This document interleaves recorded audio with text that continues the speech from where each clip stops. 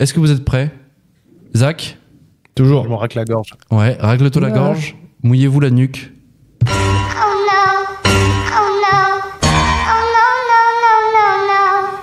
Car c'est l'heure de la chronique de Zach. Zach, on parle de quoi cette semaine? Vas-y, fais-nous rêver un petit peu. Alors, je suis un homme qui aime le risque, vous le savez. Oui. Le risque mesuré, mais je vais à nouveau décoffrer une chronique un peu risquée. Oh. Mais j'en ai rien à foutre, je vais tenter de donner des pistes de réflexion sur 2 questions majeures. La première, doit-on conserver les nudes de ses ex? La deuxième, Moundir de koh est-il plutôt stoïcien ou épicurien? Ah ouais. Ah ouais. La deuxième, j'ai hâte de découvrir. Moi aussi, je veux savoir. Alors je vais tenter de donner des pistes de réponse. Donc déjà, pourquoi l'idée de cette chronique?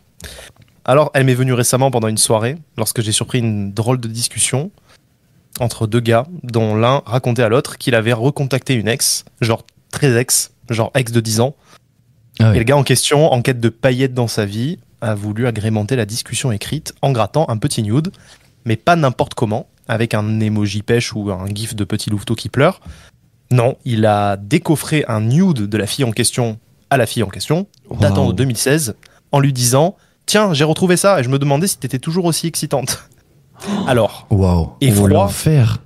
grand effroi, mais ça ne s'arrête pas là, parce qu'il a pas simplement envoyé une photo, il a envoyé un lien de dossier cloud, parce qu'en fait, le mec possédait plusieurs dossiers sur un cloud avec une ex par dossier, ce qui a provoqué un certain étonnement en face. Ok. Ah ouais. Donc là, clairement, je me suis mis au milieu de la discussion, pas de choix, et j'ai manifesté mon étonnement, ce qui a étonné la personne. Du coup, j'étais encore plus étonné qu'il soit étonné que je sois étonné, ce qui l'a étonné à son tour. Et j'ai envie de dire étonnement à minima, parce que est-ce que ce serait pas un peu la version 2024, de Barbe Bleue, qui conservait le corps de ses ex égorgés dans un musée privé de sa maison? Au-delà du côté glauque, on peut se poser la question, qu'y a-t-il de positif et de cool à conserver de la pornographie périmée, pornographie teintée de vieux sentiments et de nostalgie? Parce que finalement, d'un point de vue scientifique, un nude, c'est un corps C1 à un instant T d'une personne P1 qui manifeste un désir D1 et qui l'envoie à une autre personne P2 et manifestant un désir D2 au même instant T. Bon ok, pas besoin de poser l'équation, je vois vos têtes. Instant T, c'est pas instant T plus 2, c'est T. Un nude, c'est instantané, c'est peut-être juste un consommable et ça doit peut-être bien s'oublier à T plus 1 seconde. Pour être plus pragmatique, pensez au papier toilette, consommable, non réutilisable. Je suis sûr maintenant que vous avez l'image en tête. Oui. Parlons des points négatifs. On va déjà tenter d'analyser le comportement de la dite personne. C'est le moment psy-PMU. Première situation, vous êtes en couple et vous matez des nudes de votre ex. Vous pouvez raisonnablement vous demander si vous avez vraiment tourné la page. Et surtout, vous dépassez peut-être un peu la limite vis-à-vis de votre conjointe. Vous avez dépassé la barrière morale du petit porno anonyme que vous matez comme un petit coyote dans la salle de bain pendant que votre femme est devant Top Chef. Ici, vous êtes peut-être déjà aux portes du soft cheating. Deuxième situation, vous êtes célibataire, idem. La page n'est peut-être pas tournée, alors je vous le demande, ne vaut-il mieux pas regarder l'avenir plutôt que se focaliser sur le passé? Pourquoi pas conquérir les territoires inconnus, découvrir de nouvelles âmes, sortir de sa zone de confort érotique? Bon, passé ces petits ronronnements de psy de comptoir, posons les questions des risques et du consentement. Votre ex est-elle au fait que vous conservez des photos de sa feuille de vigne? Première question, de surcroît sur un drive pseudo-sécurisé, accessible à n'importe quel hacker de France, de Pékin ou de Navarre. Vraie question, si on posait la question à son ex, qui au fond répondrait réellement par la positive? Et oui, alors il est peut-être temps d'aller de l'avant, renoncer enfin au passé, et au pire du pire user de votre imagination. Alors, pour les personnes nées après 1990, la branlette à l'imagination, c'est un vieux procédé inventé quand il n'y avait pas Internet et qu'on pouvait se donner du plaisir en imaginant des trucs, grâce notamment à 2 zones de notre cerveau, notre lobe occipital et notre précuneus. Donc bon, j'ai posé davantage de questions que donné de réponses, mais c'est un début. Et encore une fois, nous attendons votre avis sur la question, surtout chez ceux qui verraient un aspect positif à cette pratique un peu chelou. Je répondrai désormais à la deuxième question sans me défiler cette fois-ci. Moundir de koh est-il plutôt stoïcien ou épicurien? Cette fois-ci, je ne vous arnaque pas. Je dirais juste, au vu de ses rares interventions médiatiques sur le sujet, qu'il semblerait que sa conception très personnifiée de Dieu penche vers une conception épicurienne, mais nous allons quand même lui envoyer un DM à ce sujet. Oui, sur ce, bien sûr. Sur ce, allez de l'avant, nourrissez votre imagination, faites comme Moundir, lisez Épicure. Oh, ok. Merci Zach, merci beaucoup. Merci Zach. C'est... Vous aviez l'air effrayé. Ah non, pendant cette mais chronique. le comportement des deux là. Ah ouais. C'est quoi ça? C'est waouh. Non, mais parce qu'en Ah bah, fait, là, tu me parles. grave. Tu me parles. Le mec avait un Google Drive. Donc, en gros, limite, Ouais. c'est son. Bah, je sais pas, il doit le voir comme un tableau de chasse ou un truc comme ça, mais le mec. Ouais. Il conservait tout, Enfin, en fait. ça, c'est ouf quand même, non? Le gars conservait tout et je lui ai dit, tu sais que, enfin, je lui ai demandé, je lui ai dit, j'ai très envie d'écrire une chronique sur toi en fait. Ouais. Et il m'a dit, ah ouais, vas-y, pas de souci. Le gars, ça me battait les steaks. Attends, il voyait pas le Et, problème? Il voyait vraiment pas le problème? Pas du tout. Je trouve Pas ça du tout. Ok. horrifiant.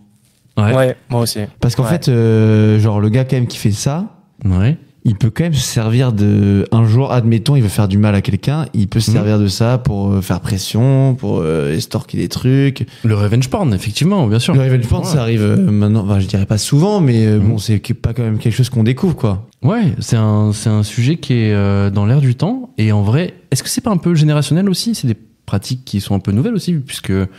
Bah, De quoi d'envoyer des news juste de base ouais. ou de les stocker parce que, wow. Ouais, parce que je te le rappelle, je sais pas si toi t'arrives à visualiser ça, mais par exemple, Zach et moi, déjà on a connu l'ère sans téléphone portable, donc déjà tu comprends que c'est déjà Ah, quelque oui. chose de nouveau pour nous aussi, tu vois. Et donc, ouais, est-ce que c'est pas générationnel? Ça s'est démocratisé et on arrive à des problématiques comme celle que vient d'évoquer Zach, quoi. C'est pas ça selon toi?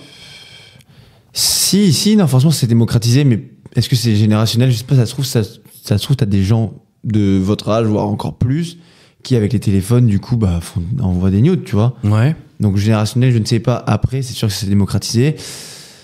Mais je pense qu'il faut rappeler à tout le monde que c'est hyper risqué parce qu'il a évoqué Zach quand même en disant il y a Mhm. toujours des hackers de Pékin ou de Navarre. Il Bien a sûr. raison.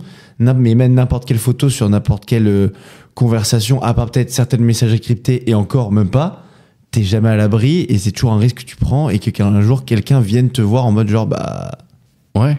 tu vois j'ai cette photo là, vas-y fais ça pour moi ou sinon je balance à tout le monde. Ouais. Bah oui, t'as raison. Et Zach l'a très bien dit. C'est en gros la bienveillance à l'instant T ne veut pas dire que ça va pas se transformer en malveillance à l'instant T+1, T+2. Donc ça veut dire que la personne à qui tu envoies ça va peut-être changer, le comportement va peut-être être différent. Après Et tu peux pas savoir ce qui va se passer dans le futur. Donc oui, réfléchis bien et il faut faire ça en bonne conscience, quoi. Après, je veux pas faire croire qu'on faut pas culpabiliser la personne qui envoie. Je pense que le comportement quand même qui est nocif de base, là, c'est quand même le mec qui stocke et qui en fait des dossiers et tout. Ah mais ça, là, on n'en parle même Non, pas. parce qu'on dit Ça, c'est faire un attention, comportement, etc. Mais bien c'est sûr, vrai non. que tu vois, il faut quand même remettre l'église au milieu du village et dire, en fait, ça, c'est genre, Tu c'est as un raison. risque, mais son comportement est dégueulasse. Moi, je pense que enfin, je trouve. L'auditeur a bien compris, vu notre Mais je étonnement préfère vous mettre clair, mais- et clairement l'histoire qu'a raconté Zach. Monsieur, on ne sait pas qui c'est la personne que tu as rencontrée qui fait ça. Bah écoute, Et il faudrait que quelqu'un le dise vraiment quand même une que c'est pas quelque chose qu'on fait, quoi, tout simplement, non? Ah oui, mais le mec à qui il parlait, qui était un bon pote à lui, était offusqué aussi. Ouais. Et en fait, je connaissais le mec à qui il parlait. Et du coup, c'est pour ça que je me suis permis d'intervenir. en Ok, disant, ouais, bien mais sûr. C'est chaud. Et la fille a réagi comment? Et il m'a encore plus choqué ce qu'il m'a dit. La fille, elle s'en foutait complètement. Elle a rigolé, quoi.